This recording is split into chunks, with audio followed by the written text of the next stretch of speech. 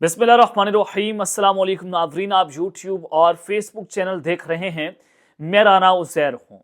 नाज़रीन, आज के इस वीलॉग में हम बहुत बड़ी ब्रेकिंग न्यूज़ आपके साथ शेयर करेंगे और ये ऐसी खबर है जिसने ताकतवर हलकों के अंदर इस वक्त हिजानी कैफियत बर्पा करके रखती है, क्योंकि जनरल फैज हमीद का एक केस जिनमें उनका कोर्ट मार्शल की कार्रवाई का बाकायदा तौर पर आगाज किया गया, आईएसपीआर की प्रेस रिलीज जो है वो इस हवाले से सामने आई थी। अब अचानक से जनरल फैज हमीद, साबिक डीजी आईएसआई, जो कि इस वक्त फौज की कस्टडी में हैं, जिन पर फर्द जुर्म आयद हो चुकी है, और फिर जनाब उनका अचानक से मंजर आम पर आकर ऐसे ऐसे इंकशाफात उनकी जानिब से किए गए हैं जिसने इस वक्त पूरे का पूरा सियासी मंजरनामा उल्टा कर रख दिया है। उन्होंने पूरी की पूरी बसात उल्टा कर रख दी है।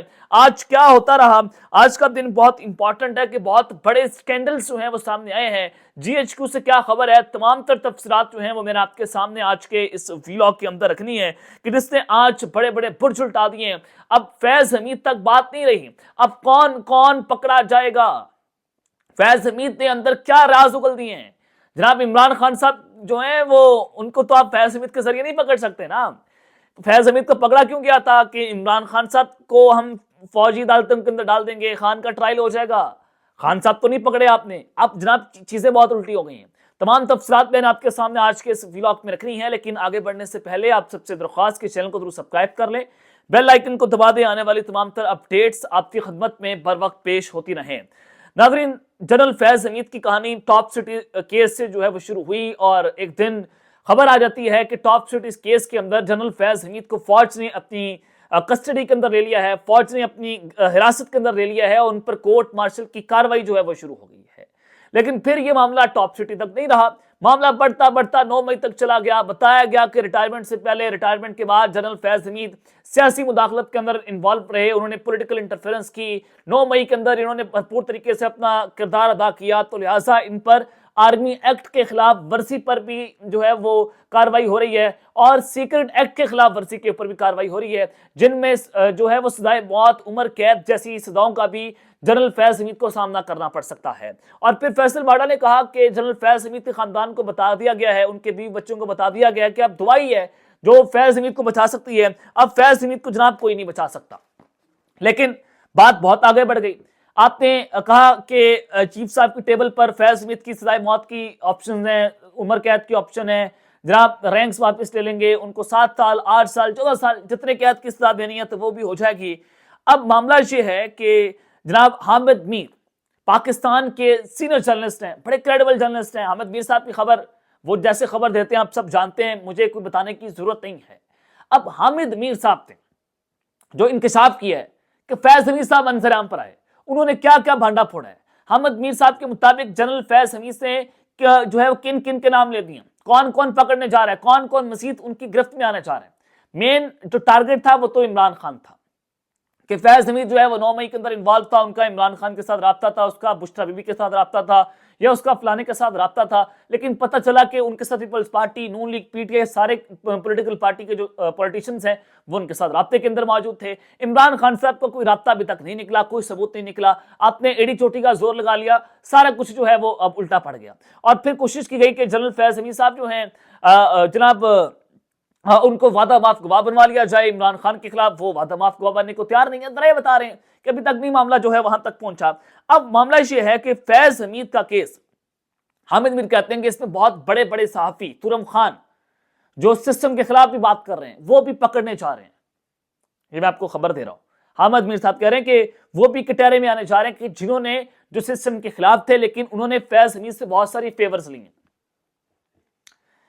अब उनको भी पकड़ा जाएगा। और फैज हमीद ने कहा है कि रिटायरमेंट के बाद कहा हामिद मीर के मुताबिक कि अगर मेरे पर हाथ डाला गया तो मैं अकेला नहीं जाऊंगा, मैं बहुत सारों को अपने साथ लेकर जाऊंगा। तो जिसके बाद सूरत हाल बहुत ही ज्यादा खतरनाक, बहुत ही ज्यादा जो है वो इस वक्त जनाब खौफनाक दुराहे के ऊपर जा पहुंची है कि फैज हमीद अकेले नहीं है, बल्कि वो कह रहे हैं कि मेरे साथ बहुत बड़े बड़े सहाफ़ी हो जाएंगे, वो भी मेरे साथ जाएंगे, मैं उनका नाम भी ले दूंगा, जिसने मेरे से फेवर्स ली मैं उनका नाम भी ले दूंगा।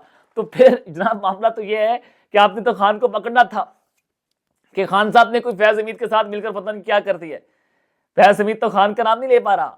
یا آپ کو ثبوت نہیں ملے خان کے حوالے سے، آپ نے تو پورا زور لگایا ہوگا۔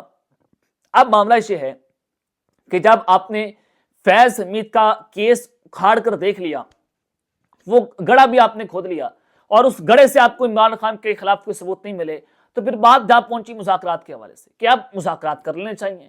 تو وہ بھی میرے پاس خبر آ رہی ہے کہ بہت بڑے بریک تھرو کی خبر ہے کہ عمران خان کے ساتھ کچھ نہ کچھ کہیں نہ کہیں معاملات سیٹل ڈاؤن ہوئے ہیں، اور یہ جو ہمارے طاقتور ہیں وہ سمجھ رہے تھے کہ ہم، یا وہ چاہتے ہیں کہ ہم اپنی شرائط کے مطابق عمران خان سے مذاکرات کریں۔ خان صاحب اس کے اوپر بات کرنے کو تیار نہیں ہیں۔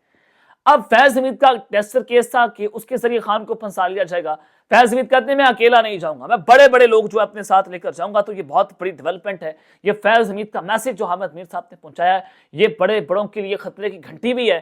عمران خان صاحب ان تو آلریڈی جناب ان کے پاس ان کا پتہ تھا کہ جناب یہ میرا کچھ نہیں کر سکتے، لیکن ان کے علاوہ جو باقی جماعتوں کے لوگ ہیں یا باقی صحافی ہیں جناب، ان کے لیے بہت جو ہے وہ خوفناک ترین صورتحال ہے کہ اب فیض حمید ان کا نام بھی جو ہے وہ لے سکتے ہیں۔ اور زاہد کشکوری جو ہم نے اس کے انویسٹیگیٹو جرنلسٹ ہیں، انہوں نے بھی کہا کہ جناب ایک حال ہی کے اندر ریٹائرڈ ہونے والی جو فوجی آفیسر ہیں، انہوں نے مجھے 2 دن پہلے بتایا، یعنی کہ یہ 2 دن پہلے کی خبر ہے تو 4 دن ہو گئے، تو انہوں نے مجھے بتایا کہ اب فیض حمید کے بعد میری باری ہے، یہ میرے اوپر ہاتھ ڈالنے جا رہے ہیں۔ تو اب وہ کون سے آفیسر ہیں، تو انہوں نے بھی یہ بتا دیا ہے۔ تو اب چیزیں اتنی زیادہ خطرناک ہو گئی ہیں کہ جس کا آپ اندازہ نہیں لگا سکتے۔ تو عمران خان صاحب کو بہت ساری آفرز بھی دے گئیں۔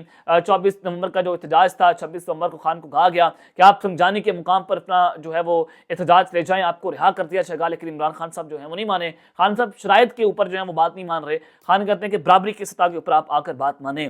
اب سینیٹر کامران مرتضیٰ، مولانا فضل الرحمان کی جماعت سے ان کا تعلق ہے، یہ کہتے ہیں کہ یہ بات درست ہے کہ کسی بڑے حلقے کی جانب سے کہا گیا تھا کہ مولانا کو اپنے سائز میں رکھا جائے، اور یہ بات مولانا تک پہنچ گئی تھی۔ مولانا کو یقین تھا کہ ان کے دوست انہیں دھوکہ نہیں دیں گے، مگر ایسا نہ ہوا، اور بعد میں بڑے حلقوں نے اعتراف کیا کہ آپ کی سیٹیں کم کی گئی ہیں۔ تو یہ جناب صورتحال ہے۔ اب آپ اندازہ کریں کہ پاکستان کے اندر جو اس وقت سٹاک ایکسچینج کی پوزیشن ہے وہ یہ ہے کہ ملک کی تاریخ کا سب سے بدترین دن آج رہا ہے کہ صرف 2 دنوں کے اندر مارکیٹ 8,500 پوائنٹ سے زائد کی مندی کا شکار ہو گئی ہے، اور یہ اتنی خطرناک صورتحال ہے کہ جو انویسٹرز ہیں، جو سرمایہ کار ہیں، ان کے اربوں خربوں روپے ڈوب گئے ہیں۔ لیکن آپ کا ابھی تک ایک مسئلہ ہے کہ عمران خان کو رہا کرنا ہے یا نہیں کرنا، خان تباہ کرنا ہے، ہم نے پی ٹی آئی کو توڑ دینا ہے۔ ڈی چوک ثانیہ ہوا، بھائی ہم نے گولیاں نہیں چلائیں، خان نے گولی چلا دی ہے، خان کے اوپر آپ نے قتل کا مقدمہ کر دیا، خان کو ہم نے ملٹری کورٹس کے اندر لے کر جانا ہے۔ آپ کا سب سے بڑا اس وقت جو موٹیو ہے وہ خان کو کہیں نہ کہیں گرانا ہے، اور ایک شخص کو گرانے کے لیے پورے کا پورا نظام گر گیا۔ اب آپ سٹاک ایکسچینج کی صورتحال کا اندازہ لگا سکتے ہیں کہ ہماری سٹاک ایکسچینج کتنے پوائنٹس تک نیچے گر گئی ہے، کہ جس کے بعد اب جناب حکومت کے پاس کچھ نہیں ہے۔ ادھر سے ہماری خارجہ پالیسی بری طرح سے ناکام ہو گئی کہ امریکہ ہمارے اوپر پابندیاں لگا رہا ہے، اور اس کی ہمیں مذمت کرنی چاہیے۔ یہ ہماری فارن پالیسی ہے، اور یہ نالائکی ہے اس حکومت کی۔ نالائک ترین وزیر خارجہ جو پہلے وزیر خزانہ بنا، اس نے جناب اکانومی کی جئی تئی پھیری، اب وہ وزیر خارجہ بن گیا، اس نے خارجہ پالیسی کی جئی تئی پھیر دیا۔ وہ تو جناب فارن آفس میں جاتا نہیں ہے، اور اس نے جس طرح سے یہ سارا کچھ کر دیا ہے، یہ اللہ تعالیٰ پاکستان کی خیر کرے کہ صرف ان کی جو ترجمان ہے وہ آتی ہیں دھارا بلوچ صاحبہ، وہ آ کر جو ہے وہ پریس ریلیز جھاڑ دیتی ہیں، اور ہمارے وزیر خارجہ غائب ہیں، منظر سے غائب ہیں، ڈپٹی وزیر اعظم کے عہدے لے کر بیٹھے ہوئے ہیں، لیکن خارجہ پالیسی کی صورتحال آپ نے یہاں سے اندازہ کر لی ہے۔ تو اب تک کے لیے اتنا ہی، اپنا خیال رکھیے گا، اور اس لنگا پہ لازمی ہے لکھ رہے اللہ نے کے بعد پاکستان زندہ باد۔